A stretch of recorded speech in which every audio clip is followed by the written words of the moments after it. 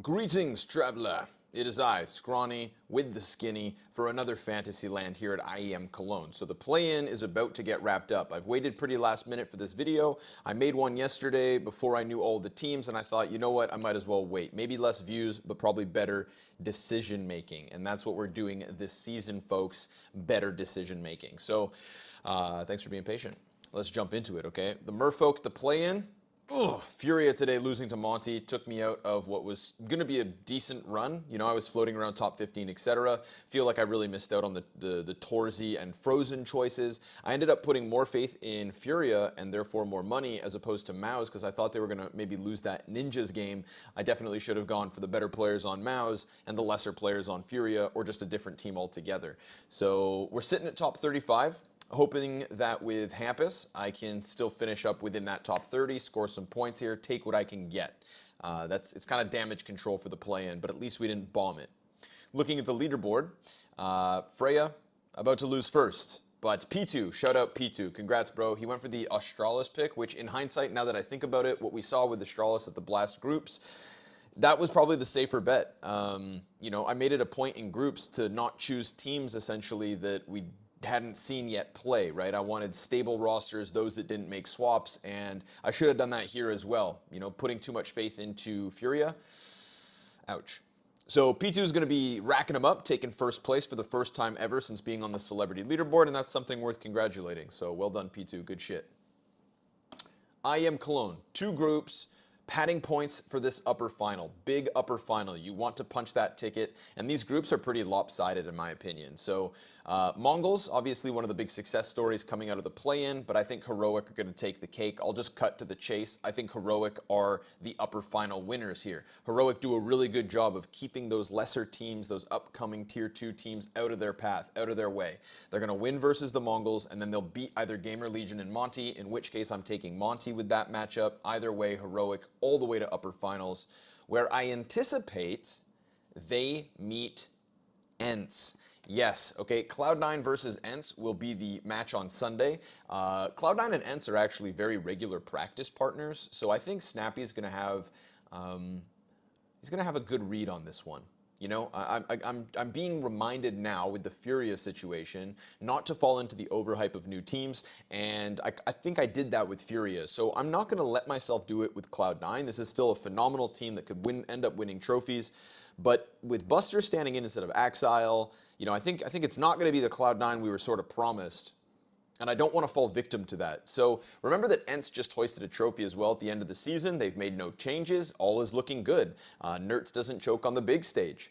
And even though this is for groups and not playoffs, I'm just saying on this side, especially versus 9, who I feel like just kind of squeaked through, Ents are the guys I'm going to take. I'm going to say Heroic versus Ents in this upper final, although I do think that Cloud9 are more likely.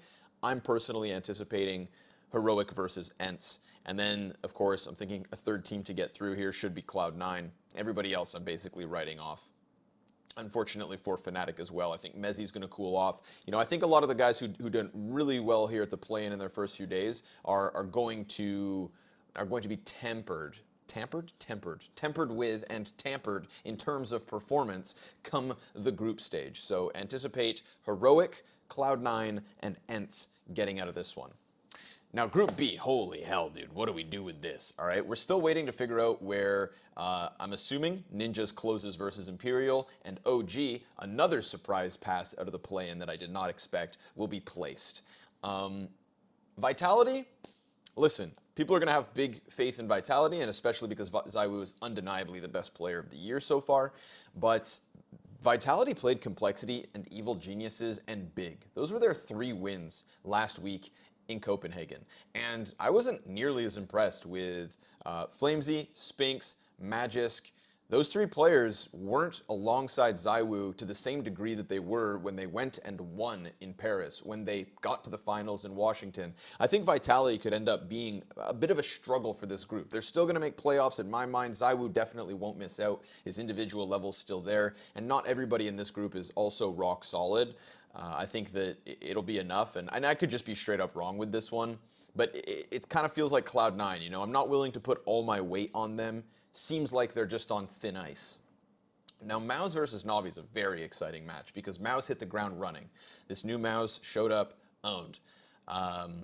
Navi, on the other hand, and remember, Mouse did only beat Ninjas and Mongols, and that Mongols match was super close. Simple looks phenomenal. Simple is very cheap for fantasy as well. It's hard for me to not pick him. We'll get to the draft soon, but it's a good chance for Navi, I think, to make an upper final run, although I do still think Vitality are the favorites. Mouse, I need to see more. I got burned on them last season. I'm excited to see this team succeed. You guys know I love Shuhei. You guys know that Shuhei is able to unlock Torzi and all of his operas in the past. So for this reason, yeah, Mouse could come out swinging, but I'm not ready to bank on that. I think Astralis, again, should have seen it coming. Great groups. Moved it through the play-in. Buzz is slotting in nicely. Borup and Stare getting a little more consistent. And of course, Blame F and Device doing what they do. So Astralis versus G2, I'm actually taking Astralis in that match. I think G2's struggles will continue here. But my number one team to take this, first place upper final winner, is going to be FaZe. I really liked what we saw from FaZe at the Blast groups. This is a very important match and in a very important event at the very tail end of CSGO's existence. I think FaZe are going to come out swinging. And with a rocky Vitality and a fresh Navi and a fresh, unexperienced Mouse, FaZe are looking great. Now, if they play versus OG, I'm definitely going heavy on it. If they play versus Ninjas, I still like their odds there. So regardless, I think FaZe have a great opening game, a solid matchup on the Monday, and a very real chance to take the upper final. The three teams advancing here, I say, are FaZe, Vitality, and I'm going to say Astralis over Navi. I'm going to do it. I think, yep, FaZe, Astralis. Okay, FaZe is full confidence. Then Vitality, Astralis, and Navi, I all put at equal confidence as 2 and 3. You choose two teams from there, but those are the guys I'm looking at, and outside of that, I don't really want to draft. Those are my thoughts on the groups. Now, so Heroic. Again, Heroic has to be the shoe-in. There's no doubt in my mind, and it's a classic strategy. The double Heroic pick.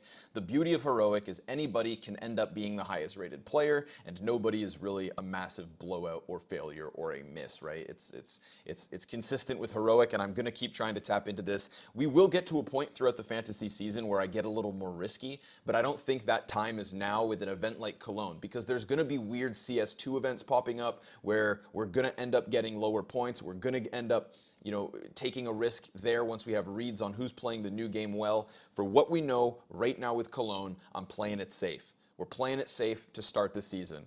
And so straight up, it's a classic. It's Shush and it's Tessus. Both players ended up the Blast groups, I think the identical ratings, like 1.11.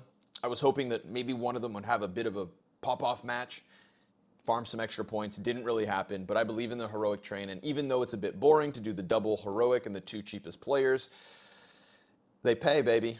Oh, they pay. And what this opens up, of course, is more money elsewhere.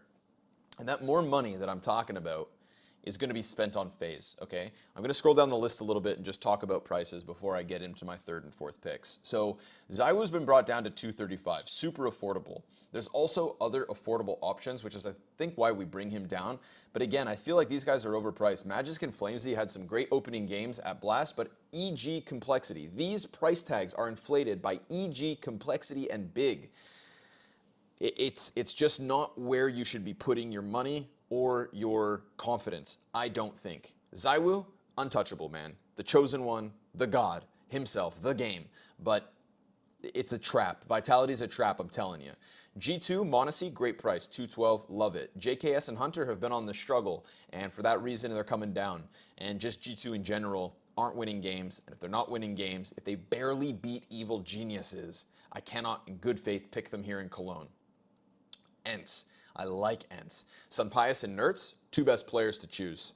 Diha, solid T-sides, but can die a lot. And then there's Madden, who at times will just be the highest rated player, but then disappear. His inconsistencies are just a little too weird for me. Back in Paris, Snappy did an interview where he was saying that Madden is going to be utilized more as a star player. He'll get the spots he wants. He'll be more active, and we definitely saw that. But even though there was an uptick in Madden's performance with that new positioning and role, I think things have changed since. Or it's just kind of like gotten a little more normalized.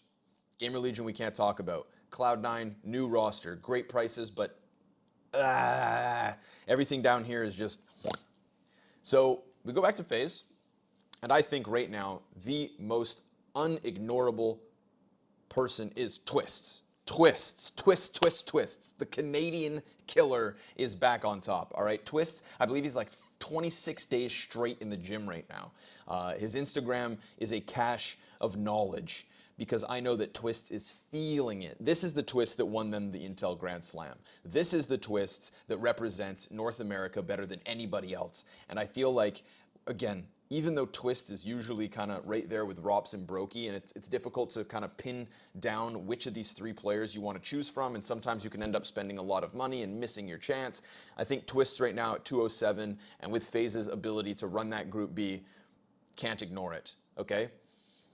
This is the first draft, and like I said, it's the safe draft. So I'm taking Rain. Rain didn't have the best event, but he's $196,000, which again, normally you're looking at like 205. I'll take that extra 10K and I'll put it elsewhere in order to have two FaZe players because I'm putting full faith in Heroic and FaZe in the playoffs locked in. 185. That's how much money we have left.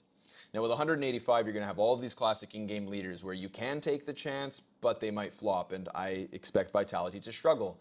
Yes, I said that ENCE, I put confidence in them, and so Snappy is definitely one of the options I want to highlight, but the other one is our boy Buzz.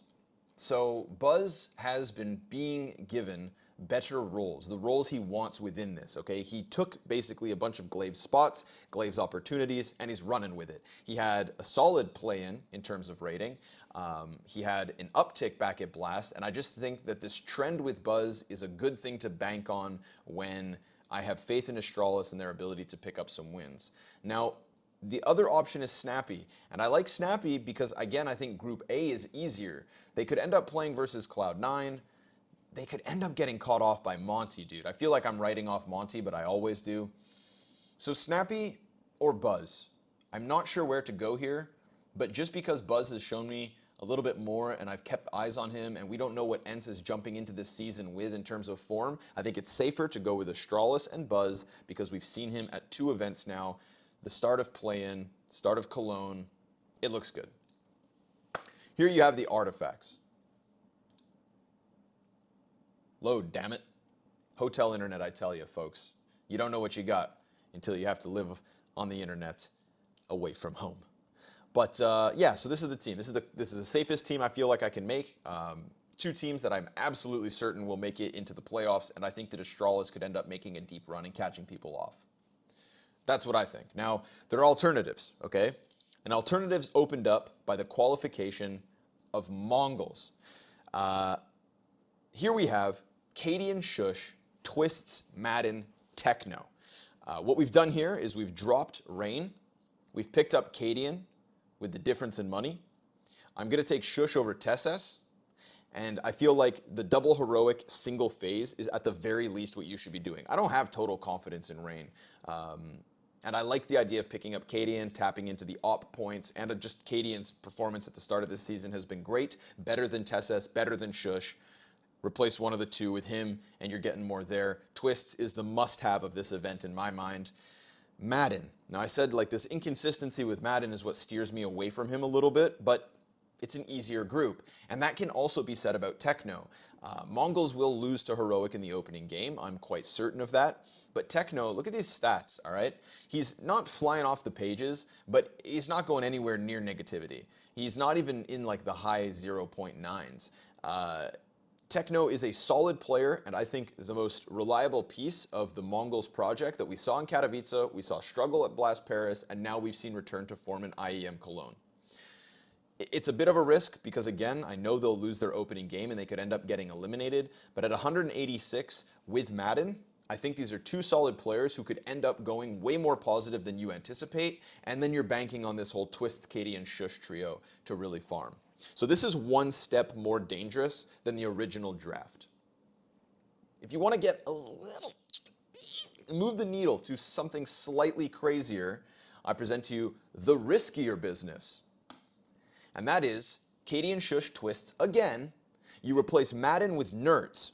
Ooh, I love that. I like Nerds. And at 202, this guy's a steal.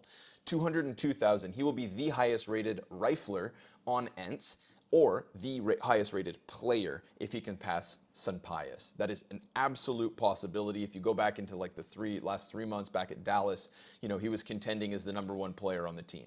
So now you have 4 phenomenal picks in Katie and Shush Twist Nerds. You're farming Group A more than B because Twist is the only Group B player, and you're banking on 910. Now, prior to this week, I had no clue who 910 was. He's the Opper of the Mongols, and he's solid. He is very solid. I've seen some great mechanics coming out of him. If you look at the match history here at the play-in, yes, he had an off map in the Inferno game versus Furia, but that is particularly Inferno. We know what Inferno is like. It's not the Opper's Paradise. So barring the Inferno map, look at the numbers. Yes, it's Into the Breach. Yes, it's a farm, but I'm telling you, versus Maus and Furia, he looks good. And all you need him to do is to just not get busted up in a bunch of negative ratings. So again, it's the riskiest of the 3 choices, but I love the thought of having Twists and Nerds alongside the double heroic. This to me is the most tempting, because I feel like if you're going to take a risk, then you might as well go in, as opposed to taking Techno with Madden, because then Madden and Techno could both end up being mid, they could both end up losing games, they could end up, you know, cannibalizing each other down in the bottom of the group if I'm wrong about Cloud9 and they pop off. And I do think that even the Nerds choice does bank on having more faith in ENTS than Cloud9.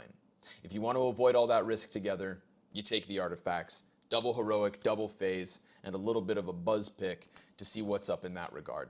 So it's going to be a big one, all right? IEM Cologne is a sick event, and the group stage is going to be really competitive, and there's a lot on the line, and everybody's hyper motivated here in Cologne, and they all want to win this because it's the last big CSGO trophy in one of the biggest venues in Counter-Strike history.